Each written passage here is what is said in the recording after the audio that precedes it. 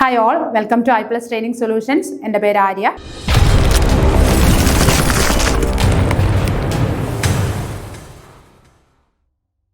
അപ്പോൾ ഞാൻ ഇന്ന് എത്തിയിരിക്കുന്നത് നമ്മുടെ കേറ്ററ്റ് എക്സാംസിന് വേണ്ടിയിട്ടുള്ള ഇംഗ്ലീഷ് ലാംഗ്വേജിലെ കുറച്ച് ചോദ്യങ്ങളുമായിട്ടാണ്.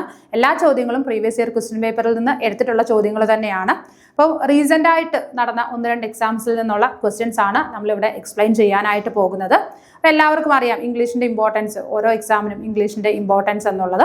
അപ്പോൾ നമുക്ക് ഇംഗ്ലീഷ് എന്ന് പറയുന്നത് എല്ലാ കാറ്റഗറീസിലേക്കും വേണ്ടുന്ന ഒരു സബ്ജക്റ്റാണ്. അതേപോലെ തന്നെ വളരെ എളുപ്പത്തിൽ നന്നായിട്ട് പഠിക്കാമെന്നുണ്ടെങ്കിൽ വളരെ എളുപ്പത്തിൽ തന്നെ 30 മാർക്കിൽ ഒരു 25 മുതൽ 28 മാർക്ക് വരെ സ്കോർ ചെയ്യാൻ പറ്റുന്ന ഒരു ഏരിയ തന്നെയാണ് ഇംഗ്ലീഷ് എന്ന് പറയുന്നത്.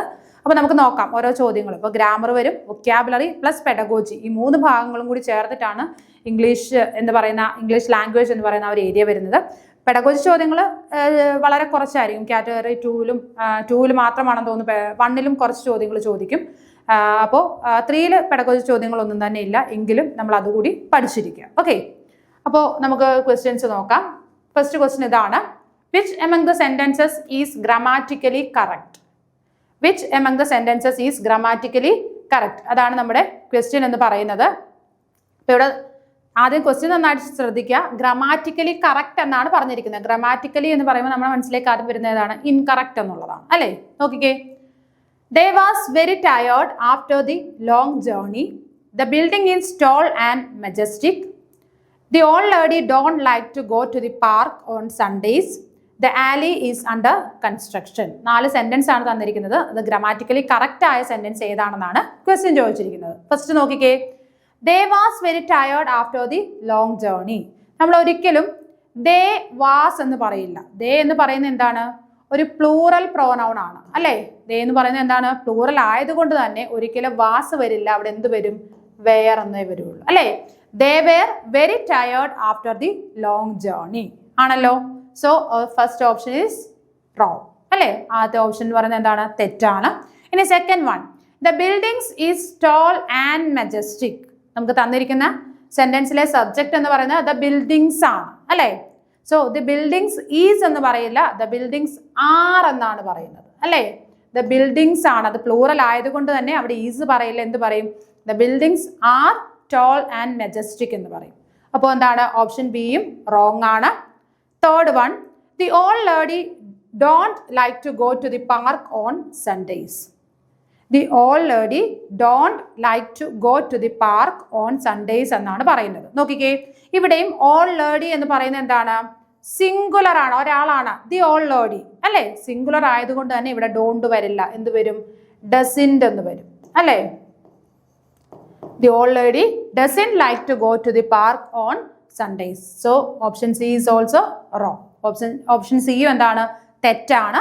Last one, the alley is under construction. alley എന്ന് പറഞ്ഞു കഴിഞ്ഞാൽ എന്താണ്? ഇടവഴിക്കാണ് alley എന്ന് പറയുന്നത്. Okay, the alley is under construction. So our answer is option D.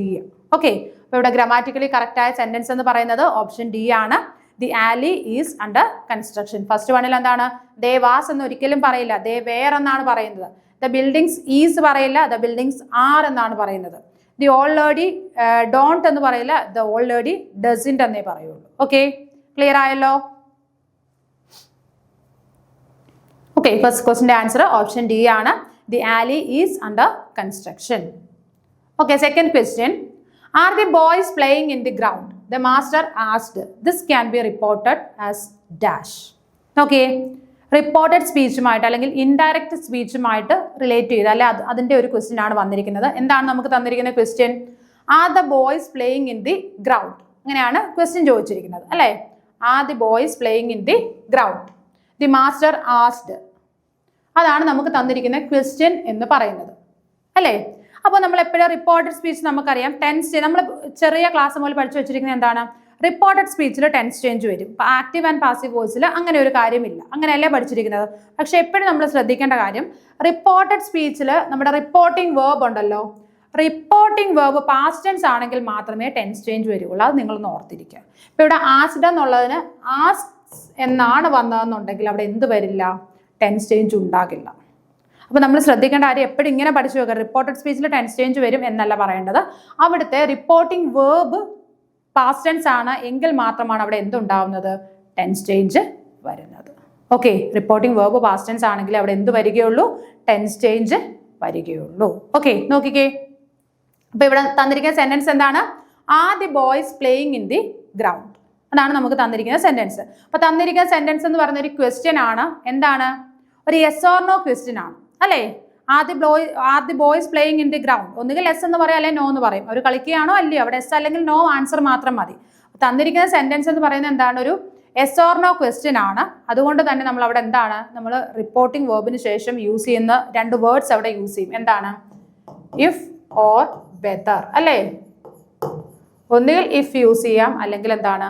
Whether use ചെയ്യും. ഇപ്പം നമ്മൾ WH ക്വസ്റ്റ്യൻ ആണെന്ന് എന്നുണ്ടെങ്കിൽ എന്താണ്? ആ ക്വസ്റ്റ്യൻ വേർഡ് തന്നെയാണ് നമ്മളവിടെ യൂസ് ചെയ്യുന്നത്. ഇപ്പം വിച്ച്, വാട്ട്, വേർ, ഹൂ എന്നൊക്കെ വരികയാണെന്നുണ്ടെങ്കിൽ ആ ക്വസ്റ്റ്യൻ വേർഡ് തന്നെ നമ്മളവിടെ യൂസ് ചെയ്യും. എന്നാൽ യെസ് ഓർ നോ ക്വസ്റ്റ്യൻസിൻ്റെ കൂടെ നമ്മൾ എന്താണ്? ക്വസ്റ്റ്യൻ വേർഡ് അല്ല അവിടെ യൂസ് ചെയ്യുന്നത്. പകരം എന്താണ്? ഇഫ് അല്ലെങ്കിൽ വെദർ. ഇത് രണ്ടിലും ഏതെങ്കിലും ഒരു വേർഡ് ആയിരിക്കും നമ്മളവിടെ യൂസ് ചെയ്യുന്നത്. ഓക്കെ, അപ്പം നോക്കുക, തന്നിരിക്കുന്ന ഓപ്ഷൻസിലെല്ലാം വന്നിട്ടുണ്ട്. വെദർ വന്നിട്ടുണ്ട്, ഇഫ് വന്നിട്ടുണ്ട്, ഇഫ് വന്നിട്ടുണ്ട്, ഇഫും വെദറും കൂടി ചേർന്ന് വന്നിട്ടുണ്ട്. സോ അപ്പോൾ നമുക്ക് ആദ്യം തന്നെ അത് ക്യാൻസൽ ചെയ്യാം. കാരണം എന്താണ്? ഇഫും വെദറും കൂടി യൂസ് ചെയ്യേണ്ട കാര്യമില്ല. ഒന്നുകിൽ ഇഫ് അല്ലെങ്കിൽ വെദർ വന്നാൽ മതി. ഓക്കെ, അപ്പോൾ ഇനി നമ്മൾ നോക്കേണ്ട കാര്യം ടെൻസ് ചേഞ്ച് ഉണ്ടാവുമെന്ന് പറഞ്ഞിട്ടുണ്ട്. തന്നിരിക്കുന്ന സെന്റൻസ് ഏതാണ്? പ്രസന്റ് കണ്ടിന്യൂസ് ടെൻസിലാണ്. ആർ ദി ബോയ്സ് പ്ലേയിങ് എന്നാണ്. പ്രസന്റ് കണ്ടിന്യൂസ് ടെൻസിലാണ്. സോ നമ്മൾ അത് റിപ്പോർട്ട് ചെയ്യുമ്പോൾ അത് എന്തായിട്ട് മാറും? പാസ്റ്റ് കണ്ടിന്യൂസ് ടെൻസ് ആയിട്ട് മാറും. ഈ തന്നിരിക്കുന്നതിൽ പാസ്റ്റ് കണ്ടിന്യൂസ് ടെൻസിലുള്ള സെന്റൻസ് ഏതാണെന്ന് മാത്രം നമ്മൾ ഇനി ഐഡന്റിഫൈ ചെയ്താൽ മതി. അപ്പോൾ നമ്മൾ എന്ത് ചെയ്യും? ആൻസറിലേക്ക് എത്തിച്ചേരും. അപ്പോൾ റിപ്പോർട്ടഡ് സ്പീച്ച് എന്ന് പറയുന്നത് എന്താ പറയുന്നത്? റിപ്പോർട്ടഡ് സ്പീച്ചിന്റെ എല്ലാ ഫോമാറ്റും അറിഞ്ഞില്ലെങ്കിൽ പോലും നമുക്ക് ആൻസറിലേക്ക് ചേരാൻ പറ്റുമല്ലോ, ഇല്ലേ? നോക്കിക്കേ. The master asked whether the boys are playing in the ground. തന്നിരിക്കുന്ന ടെൻസ് തന്നെയാണ് ഇവിടെ തന്നിരിക്കുന്നത്. Boys are playing in the ground എന്നാണ് പറഞ്ഞിരിക്കുന്നത് അല്ലേ?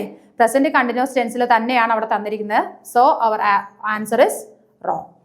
ഓക്കെ, ഇനി ഓപ്ഷൻ ബി എന്താണ്? The master enquired if the boy is playing in the ground. If the boy is, അതും എന്താണ്? സെയിം ടെൻസിൽ തന്നെയാണ് തന്നിരിക്കുന്നത് അല്ലേ? പ്രസന്റ് കണ്ടിന്യൂസ് ടെൻസിൽ തന്നെയാണ് തന്നിരിക്കുന്നത്. സോ അത് എന്താണ്? തെറ്റായിട്ടുള്ള ആൻസർ ആണ്. ഓപ്ഷൻ ഡി നമ്മൾ നേരത്തെ പറഞ്ഞു, ഇഫും വെദറും കൂടി വന്നതുകൊണ്ട് തന്നെ എന്താണ്? അത് നമുക്ക് വേണ്ടാന്ന് വെക്കാം അല്ലേ? 2 ആൻസറും ഇഫും വെദറും കൂടി വേണ്ട. ഒന്നുകിൽ ഇഫ് അല്ലെങ്കിൽ വെദർ, ഏതെങ്കിലും ഒന്ന് മതി. അപ്പോൾ അതും റോങ് ആണെന്ന് കണ്ടെത്തി. അപ്പോൾ നമ്മുടെ ആൻസർ, കറക്റ്റ് ആൻസർ ഏതായിരിക്കും വരുന്നത്? The master asked if the boys were playing in the ground. ഇവിടെ ആർ എന്തുകൊണ്ട് വേറായി? ഇവിടെ ബോയ്സ് എന്നുള്ളത് എന്താണ്? പ്ലൂറൽ ആയതുകൊണ്ടാണ്. സോറി, ആർ എന്നുള്ളത് എന്തുകൊണ്ടാണ് വേറായത്? ടെൻസ് വന്നു, ടെൻസ് ചേഞ്ച് ആയി അല്ലേ? ടെൻസ് ചേഞ്ച് വന്നു. പ്രസന്റ് കണ്ടിന്യൂസ് ടെൻസ് എന്തായിട്ട് മാറി? പാസ്റ്റ് കണ്ടിന്യൂസ് ടെൻസിലേക്ക് മാറി. അപ്പോൾ ആർ എന്തായിട്ട് മാറി? വേറായിട്ട് മാറി. Okay, if the boys wear playing in the ground എന്ന് വരും. ആൻസർ വരുന്നത് ഏതാണ്? ഓപ്ഷൻ സി ആണ് കറക്റ്റ് ആൻസർ ആയിട്ട് വരുന്നത്. ഓക്കെ, അപ്പോൾ ഒന്നുകൂടി പറയാം. റിപ്പോർട്ടഡ് സ്പീച്ചിൽ ടെൻസ് ചേഞ്ച് വരും. എങ്ങനെയാണ് ടെൻസ് ചേഞ്ച് വരുന്നത്? നമ്മൾ ഫസ്റ്റ് റിപ്പോർട്ടിംഗ് വേർബിനെ നോക്കുക. റിപ്പോർട്ടിംഗ് വേർബ് പാസ്റ്റ് ടെൻസ് ആണെങ്കിൽ മാത്രമേ അവിടെ ടെൻസ് ചേഞ്ച് വരികയുള്ളൂ. ഇല്ലെങ്കിൽ എന്താ? പ്രസന്റ് ടെൻസ് ആണ് എന്നുണ്ടെങ്കിൽ എന്താണ്? അവിടെ ടെൻസ് ചേഞ്ച് ഉണ്ടാകില്ല. ഇനി നമുക്ക് തന്നിരിക്കുന്ന സെന്റൻസ് എന്ന് പറയുന്നത് എന്താണ്? ഒരു യെസ് ഓർ നോ ക്വസ്റ്റ്യൻ ആണ് വന്നിരിക്കുന്നത്.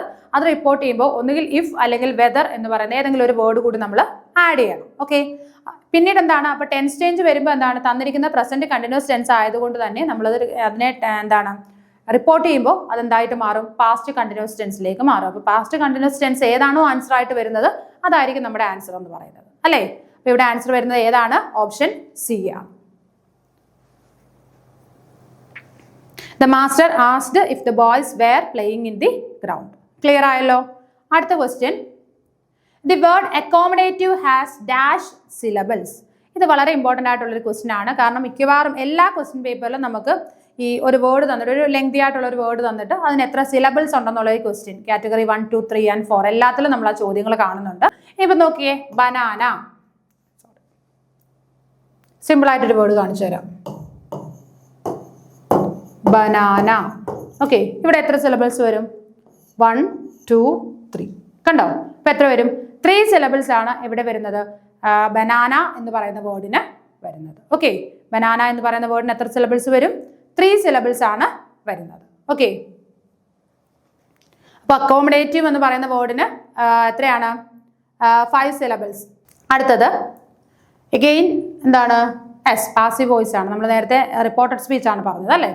The chef prepares delicious meals every evening. The passive form of the sentence is dash. അപ്പോൾ the chef prepares delicious meals every evening. അതാണ് നമുക്ക് തന്നിരിക്കുന്ന സെന്റൻസ്. അതിന്റെ പാസീവ് ഫോം കണ്ടെത്താനാണ് പറഞ്ഞിരിക്കുന്നത്. ഓക്കെ, പാസീവ് വോയിസ് ആണ്. അപ്പോൾ പാസീവ് വോയിസിന്റെ പ്രത്യേകത എന്താണ്? പാസീവ് വോയിസിൽ ഒരിക്കലും ടെൻസ് ചേഞ്ച് വരില്ല. തന്നിരിക്കുന്നത് ഏത് ടെൻസ് ആണോ ആ ടെൻസിൽ തന്നെ ആയിരിക്കണം. ആക്റ്റീവ് വോയിസിൽ തന്നിരിക്കുന്ന സെന്റൻസ് ഏത് ടെൻസിലാണോ ആ സെയിം ടെൻസിൽ തന്നെയാണ് നമ്മൾ പാസീവ് വോയിസിലേക്ക് ചേഞ്ച് ചെയ്യുന്നത്. അപ്പൊ ഇവിടെ തന്നിരിക്കുന്നത് the chef prepares delicious meal every evening. ഏതാണ് ടെൻസ് എന്ന് പറയുന്നത്? സിമ്പിൾ പ്രസന്റ് ആണ് അല്ലേ? സിമ്പിൾ പ്രസന്റ് ടെൻസിലാണ് നമുക്ക് ആക്റ്റീവ് വോയിസിൽ സെന്റൻസ് തന്നിരിക്കുന്നത്. സോ പാസീവ് വോയിസിൽ എങ്ങനെ തന്നെ വരും? സിമ്പിൾ പ്രസന്റ് ടെൻസിൽ തന്നെ ആൻസറിലേക്ക് എത്തുക, അല്ലെ പ്രസന്റ് ടെൻസിൽ തന്നെ ആയിരിക്കണം നമ്മൾ ആൻസറിലേക്ക് എഴുതുന്നത്. ഓക്കെ, അപ്പോൾ പിന്നീട് ഓർക്കേണ്ട കാര്യം എന്താണ്? ഇവിടെ ഷെഫ് എന്നുള്ളത് സബ്ജക്റ്റും ഡെലിഷ്യസ് മീൽ എന്നുള്ളത് ഓബ്ജക്റ്റുമാണ്. ഇനി നമ്മളത് പാസീവ് വോയിസിലേക്ക് ചേഞ്ച് ചെയ്യുമ്പോൾ എന്താണ്? ഡെലിഷ്യസ് മീൽസ് എന്തായിട്ട് മാറും? സബ്ജക്റ്റ് ആയിട്ട് മാറും. ഷെഫ് എന്നുള്ളത് ഓബ്ജക്റ്റ് ആയിട്ടും മാറും. ഓക്കെ, അപ്പോൾ ഇനി നമുക്ക് നോക്കാം ആൻസർ. അപ്പോൾ എന്ത് വരും? പ്രിപ്പയേഴ്സ് ആണ്. പ്രിപ്പയേഴ്സ് ആകുമ്പോൾ എന്ത് വരും? സിമ്പിൾ പ്രസന്റ് ആണ്. സിമ്പിൾ പ്രസന്റിന്റെ കൂടെ എന്ത് വരും? ഒരു ഈസും കൂടി വരും അല്ലേ? ഈസ് പ്രിപ്പയർഡ് എന്ന് വരും അല്ലേ? ഈസ് പ്രിപ്പയർഡ് എന്ന് വരും. അപ്പോൾ ഈസ് പ്രിപ്പയർഡ് ഉള്ളത് എവിടെയാണുള്ളത്? ഇവിടെ ഈസ് പ്രിപ്പയർഡ് ഉണ്ട്, ഈസ് പ്രിപ്പയർഡ് ഉണ്ട്, are prepared. Sorry, is prepared അല്ല, ഡെലിഷ്യസ് മീൽസ് അല്ലേ? ഡെലിഷ്യസ് മീൽസ് ആകുമ്പോൾ അതെന്താണ്? പ്ലൂറൽ ആണ് അല്ലേ? പ്ലൂറൽ ആകുമ്പോൾ എന്ത് വരും? ഈസ് പ്രിപ്പയർഡ് അല്ല വരുന്നത്. എന്താണ് വരുന്നത്? ആർ പ്രിപ്പയർഡ് ആണ് വരുന്നത്. ആർ പ്രിപ്പയർഡ് ആണ്. Delicious meals are prepared by the chef every evening എന്ന് പറയും. അപ്പോൾ ആൻസർ ഏത് വരും? ഓപ്ഷൻ സി ആണ് കറക്റ്റ് ആൻസർ ആയിട്ട് വരുന്നത് അല്ലേ? Delicious meals are prepared. ആ ആർ എവിടെ നിന്ന് വന്നു? ഈ പ്രിപ്പയേഴ്സ് എന്ന് പറയുന്നത് എന്താണ്? സിമ്പിൾ പ്രസന്റ് ആണ്. സിമ്പിൾ പ്രസന്റ് ആയതുകൊണ്ട് തന്നെ എന്താണ് അവിടെ? ഒന്നുകിൽ ഈസ് അല്ലെങ്കിൽ ആം അല്ലെങ്കിൽ ആർ നമ്മൾ ആഡ് ചെയ്യണം. സിമ്പിൾ പ്രസന്റ് ടെൻസിന്റെ കൂടെ എന്താണ്? ഈസ് അല്ലെങ്കിൽ ആം അല്ലെങ്കിൽ ആർ ആഡ് ചെയ്യണം. പ്ലസ് ആണ് V3. പ്ലസ് V3 കൂടെ ചേരുമ്പോഴാണ് എന്താണ്? പാസീവ് വോയിസ് ആയിട്ട് മാറുന്നത്. So our answer is option C. Delicious meals are prepared by the chef every evening എന്ന് വരും. ഓക്കെ, ആൻസർ വരുന്നത് ഓപ്ഷൻ സി ആണ്. Okay, last question. I will meet you in dash hour at dash university office. I will meet you in dash hour at dash university office. അപ്പോൾ എന്താണ്? ആർട്ടിക്കിളുമായിട്ട് related ആയിട്ടുള്ള ഒരു ചോദ്യമാണ് അല്ലേ? ആർട്ടിക്കിൾസ് ആണ് answer ആയിട്ട് വരുന്നത്. അപ്പോൾ ഇവിടെ നമുക്ക് എല്ലാവർക്കും അറിയാം ഫസ്റ്റ് ആൻസർ എന്താണ് വരുന്നത് എന്നുള്ളത് എല്ലാവർക്കും അറിയാം, കാരണം നമ്മളത് പഠിച്ചിട്ടുണ്ട്. വവലിനകത്ത് അവർ എന്ന് പറയുന്നത് സൈലന്റ് എച്ച് വരുന്ന കേസിൽ നമ്മൾ എപ്പോഴും എന്താണ്? ആൻ എന്ന് പറയുന്ന ആർട്ടിക്കിളാണ് യൂസ് ചെയ്യുന്നത്. സോ ഇവിടുത്തെ ആൻസർ ആൻ ആണെന്ന് ആരും തെറ്റിക്കാതെ എഴുതും. എല്ലാവരും ആൻ അവർ എന്ന് തന്നെ എഴുതും അല്ലേ? I will meet you in an hour. കാരണം എന്താണ്? നമ്മൾ വവൽസ് അല്ലെങ്കിൽ ആർട്ടിക്കിൾസ് പഠിക്കുമ്പോൾ ആദ്യം തന്നെ പഠിക്കുന്നതാണ് സൈലന്റ് എച്ച് വരുന്ന കേസിൽ നമ്മൾ എപ്പോഴും എന്താണ്? ആൻ ആണ് യൂസ് ചെയ്യുന്നത് അല്ലേ? സോ ഇത് കറക്റ്റ് ആയിട്ട് എഴുതും.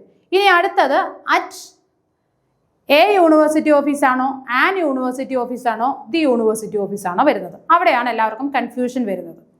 എ യൂണിവേഴ്സിറ്റി ഓഫീസ് ആകാം, ആൻ യൂണിവേഴ്സിറ്റി ഓഫീസ് ആകാം, ദ യൂണിവേഴ്സിറ്റി ഓഫീസ് ആകാം. ഒരിക്കലും ആൻ യൂണിവേഴ്സിറ്റി ഓഫീസ് ആകില്ല. ആകുമോ? ഇല്ല. കാരണം എന്താണ്? യൂണിവേഴ്സിറ്റി എന്ന് പറയുന്ന വേർഡിന്റെ ഫസ്റ്റ് ലെറ്റർ യു ആണ്. അതൊരു വവലാണ്. എങ്കിൽ പോലും പ്രൊനൗൺസ് ചെയ്യുന്നത് എങ്ങനെയാണ്? നമ്മൾ യു എന്ന് തന്നെയാണ് അത് പ്രൊനൗൺസ് ചെയ്യുന്നത്.